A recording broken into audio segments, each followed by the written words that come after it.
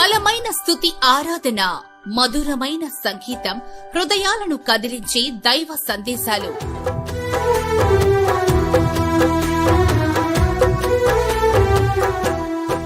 గమనిక: దైవ సేవకులు వాక్య పరిచర్య చేసిన అనంతరం ప్రత్యేక ప్రార్థనలు చేసెదరు. కుటుంబ సమస్యలతో బాధపడుతున్నారా? వ్యాధి బాధలతో నలిగిపోతున్నారా?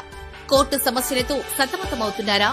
రండి, ఈ ఆరాధనలలో పాల్గొని దైవ దీవెనలు పొందండి. వారు ధన్యులు, పరలోక రాజ్యం వారిది అన్నాడు యేసు ప్రభు వారు. మత్తయి సువార్త 5లో ధన్యతలు చెబుతాడు. అక్కడ అవి మనము రోజు మననం చేసుకోవాలి.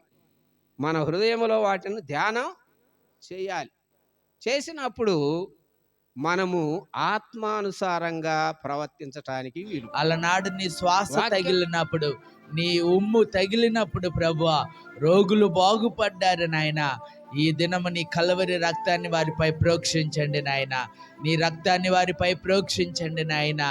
ఎక్కడ బలహీనము చేత బాధపడుతున్నారో దేవుని వైపు తిరగవలెనని మీకు సువార్త ప్రకటించుచున్నాము. అపోస్తుల కార్యాలు 14. అందరికీ ఆహ్వానం.